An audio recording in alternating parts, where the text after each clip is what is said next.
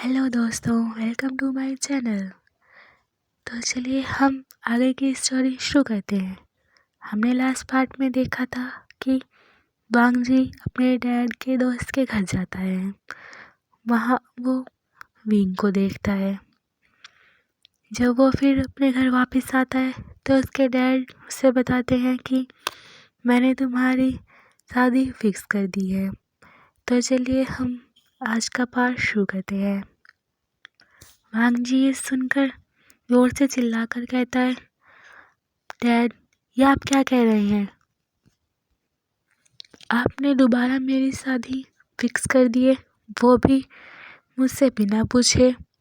आपने पहले भी मेरे साथ ऐसा ही किया था और अब आप चाहते हैं कि मैं दोबारा से शादी कर लूं, वो भी उससे जिसे मैं कभी जानता भी नहीं हूँ। और आपने पहले भी ऐसे ही किया था जिसे मैं जानता नहीं हूँ। आपने उसी के साथ मेरी शादी कर दी थी। क्या आप मुझे साथ फिर से वही सब करवाना चाहते हैं? वांग जी का डैड फिर खड़े होकर कहते हैं, अपना मुंह बंद रखो। तुम देख नहीं रहे हो कि उस बच्ची की क्या हालत है? तुम्हें क्या लगता है हमें पता नहीं है कि तुम उससे कैसे ट्रीट कर रहे हो? अभी ही हमने उसे कुछ मेडिसिन मंगवा कर खिलाई है, जिस वजह से वो शांति से सो रही है। तुमने कभी उसे देखा भी है वहाँ पर जाकर कि वो किस हालत में है? हम बस उसे के ख्याल में सोचकर तुमसे कह रहे हैं कि तुम दूसरी शादी कर लो। वांग जी कहता है, आपने मुझसे पहले कहा था कि ये एक बिजनेस डील है और मैं शादी कर लूँ, तो मैंने चुपचाप उससे आपकी बात मानकर उससे शादी कर ली थी। फिर आपने कुछ महीनों बाद मुझसे कहा कि उसके डैड चाहते हैं कि अब मैं बच्चे पैदा कर लूँ। मैंने इस बात के लिए साफ मना कर दी थी, पर जब मैं ऊपर प्रेशर ही डालते रहे तो 2 सालों बाद मैंने ये बच्ची भी पैदा कर ली। तो अब इसमें मेरी गलती है कि वो उसकी डेथ हो गई है। वांग जी के डैड कहते हैं, तुम कुछ ज़्यादा ही नहीं बोल रहे हो? जब हमने तुमसे कहा है कि दूसरी शादी करो तो चुपचाप अब दूसरी शादी करो। क्या तुम उस बच्ची को नहीं देख रहे हो जो कि उसे 1 महीना हो गया है और वो अपनी आंखें भी अच्छे से नहीं खोल पा रही है? तुम्हें क्या फ़र्क पड़ता है? तुम्हें तो बस अपने काम से मतलब है ना। और वैसे भी तुम शादी करो तो इससे तुम्हें भी फिर कोई फ़र्क नहीं पड़ेगा। तुम्हें अपना बस काम ही तो करना है। शादी कर कर फिर अपने काम पर लग जाना, कम से कम उसका कोई ख्याल तो रखेगा यहाँ पर। वांग जी फिर कुछ नहीं बोलता है और गुस्से में वहाँ से अपने रूम में चला जाता है। वांग जी के डैड अपना सर पकड़कर फिर सोफे पर बैठ जाते हैं। फिर वांग जी की मोम वांग जी के डैड के पास आकर कहती है, कोई बात नहीं, वो थोड़ा अभी गुस्से में है और वो कुछ दिनों में आराम से समझ जाएगा हमारी बात।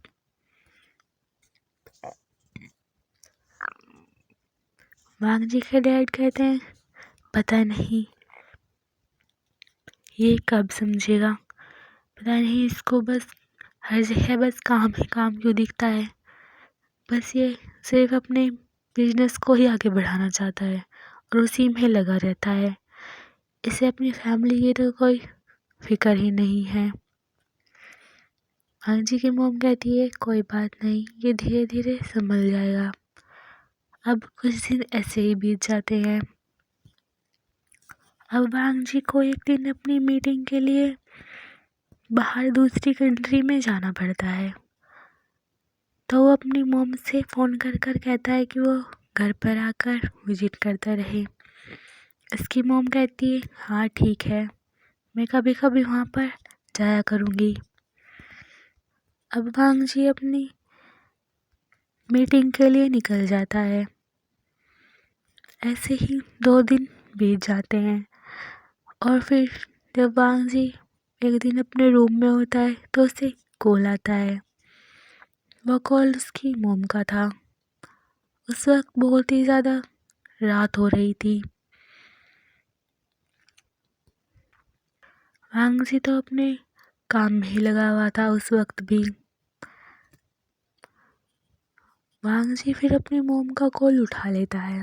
उसकी मोम फिर चिल्ला कर कहती है, तुम कहाँ पर हो, जल्दी से यहाँ पर आओ। वांगजी कहता है, मैं वहाँ से काफ़ी दूर हूँ, मैं वहाँ जल्दी कैसे आऊँ। वांगजी की मोम कहती है, जल्दी से आओ और हॉस्पिटल में आओ यहाँ पर। वांगजी कहता है, क्या हुआ, आप ऐसे घबरा क्यों रही है। वांगजी की मोम कहती है, जितना कहा है उतना करो और अभी फ्लाइट लेकर वहाँ से वापस आओ। फिर वांगजी एक गहरी सांस लेता है और जल्दी से अपना टिकट बुक कर लेता है और वो फिर जल्दी से फ्लाइट लेकर सुबह तक वहाँ पर हॉस्पिटल में पहुँच जाता है। वो जल्दी से जाकर अपनी मोम से मिलता है जो वहीं पर बैठी हुई थी। उसके डैड भी उसकी मोम के पास वहीं पर खड़े हुए थे और वो फिर वांगजी को देखते हैं जो कि उसे देखकर बहुत गुस्से में आ जाते हैं। वांगजी की मोम फिर उसका हाथ पकड़ लेती है और उससे कहती है, मैं बात करती हूँ। वांगजी की मोम वांगजी से कहती है कि तुम्हें कुछ होश भी है कि तुम्हारी बेटी कैसे जी रही है। वांगजी कहता है, क्या हुआ उसे। वांगजी की मोम कहती है, वो 24 घंटे से आईसीयू में है। वांगजी कहता है, आईसीयू में, क्या हुआ है उसे, क्या कहा है डॉक्टर ने, और इतने लंबे टाइम से क्यों रखा हुआ है उसे आईसीयू में। वांगजी की मोम फिर उस पर गुस्सा कर कर कहती है, अब तुम्हें फिक्र हो रही है उसकी, तब कहाँ थे तुम जब वो घर पर अकेली थी। और वो जो मेड, क्या तुमने उस मेड का जांच भी करवाई थी कि वो अच्छे से काम भी करवाती है कि नहीं, वो बच्चों का ख्याल भी रखती है कि नहीं। तुम्हें तो बिल्कुल भी उसकी फिक्र नहीं है। फिर पीछे से वांगजी के डैड आकर कहते, मैंने इससे कहा था कि अपनी दूसरी शादी करवा लो, कम से कम वो तो उसका ख्याल रखते, पर इसे अकल ही कहाँ है इतनी भी, इसे तो बस अपना काम काम ही दिखता है। वांगजी फिर आईसीयू के पास जाकर गेट पर खड़ा होकर उस बच्ची को बाहर से देखने लगता है। कुछ देर ऐसे ही खड़े होने के बाद वो बहुत ही ज़्यादा उदास सा दिखने लगता है। फिर वो अपने मॉम डैड के पास आकर कहता है, हाँ ठीक है, मैं दूसरी शादी करने के लिए तैयार हूँ, जिससे भी आप बोले। वांगजी के मॉम डैड ये सुनकर बहुत ज़्यादा सरप्राइज हो जाते हैं और वो खुश भी हो जाते हैं। फिर वांगजी के डैड अपना सर हाँ में मिलाते हैं और फिर वहाँ से चले जाते हैं। वांगजी की मॉम फिर वांगजी के पास आकर कहती है कि बेटा, हम तुम्हारी भलाई के लिए ही कह रहे हैं, प्लीज़ अब उसका ख्याल रखना। वांगजी अपना सर हाँ में मिलाता है और वे दोनों फिर वहीं पर बैठ जाते हैं। वांगजी की मॉम कहती है, क्या तुम जानना नहीं चाहोगे कि वो कौन है। वांगजी कहता है, कोई बात नहीं, बस मैं चाहूँगा कि वो इस बच्ची का अच्छे से ख्याल रखे। वांगजी की मॉम कहती है, हाँ वो ज़रूर रखेगा, और प्लीज़ तुम भी उसका भी ख्याल रखना। वांगजी कहता है, हाँ ठीक है।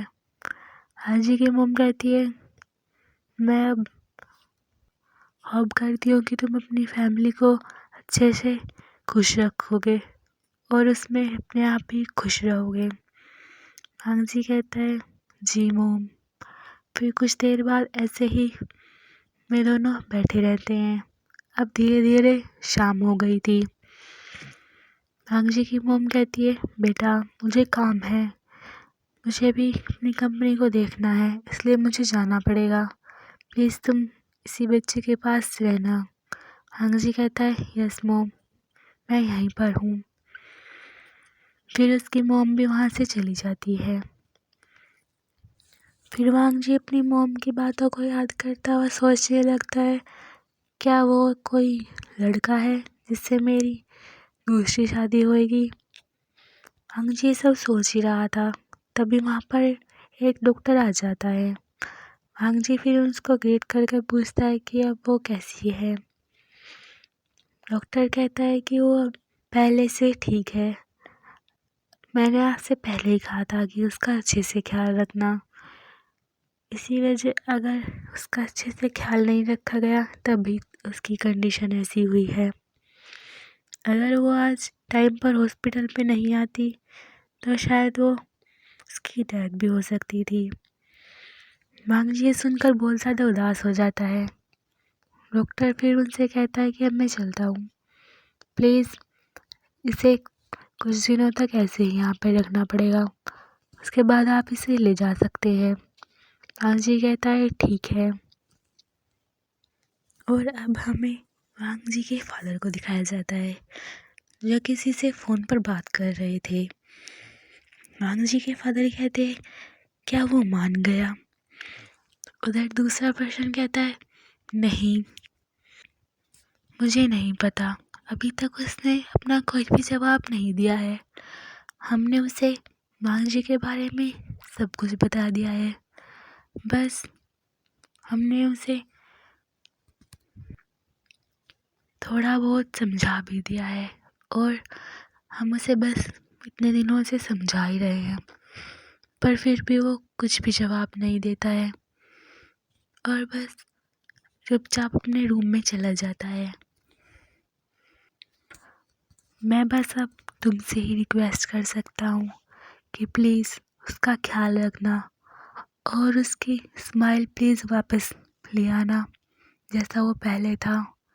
मैं तुम्हारे ही भरोसे उसकी दूसरी शादी करवा रहा हूँ।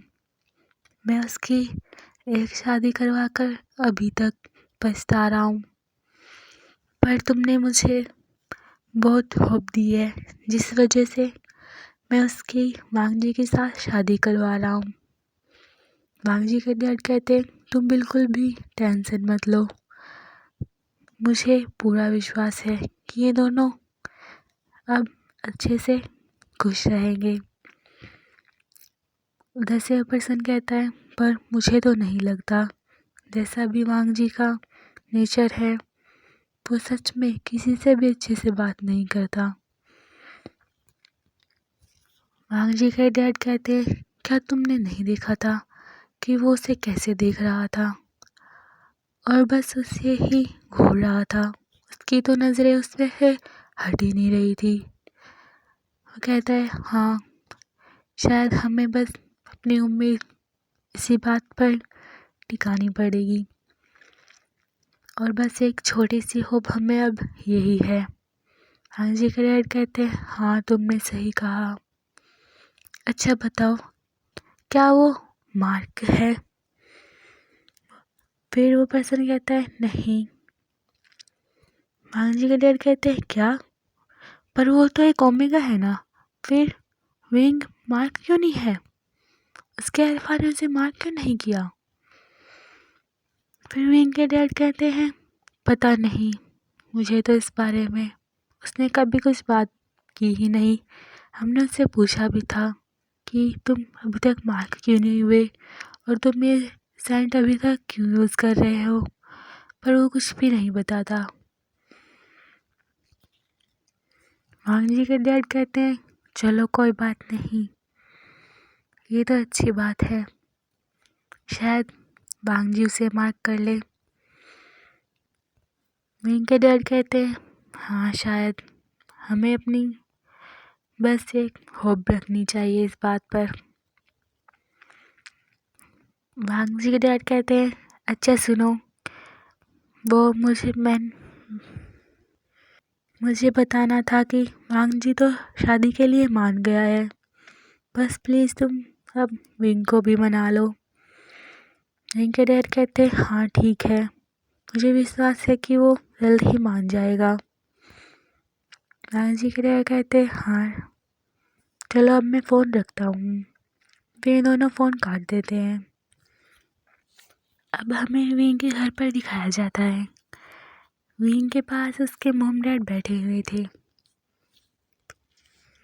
वो विंग को समझा रहे थे कि प्लीज़ तुम बस एक बात और हमारी बस ये मान लो, क्या तुमने उसे नहीं देखा था जब वो हमारे घर पर आया था उस दिन?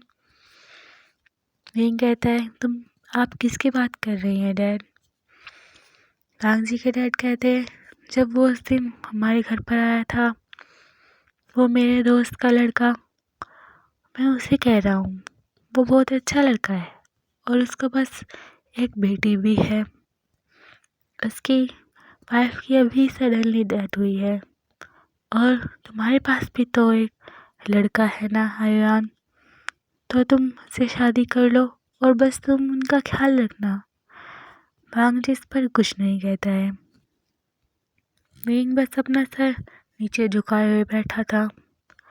फिर विंग की मोम कहती है बेटा देखो, हमें पता है कि हमसे कुछ गलती हुई है जो तुम हमें बिल्कुल भी नहीं बताना चाहते, और हम इस बात पर भी दुखी है कि उसकी डेथ हो गई है और हम सडनली तुमसे शादी करने के लिए दोबारा कह रहे हैं, पर प्लीज़ तुम हमारी मजबूरी भी तो समझो।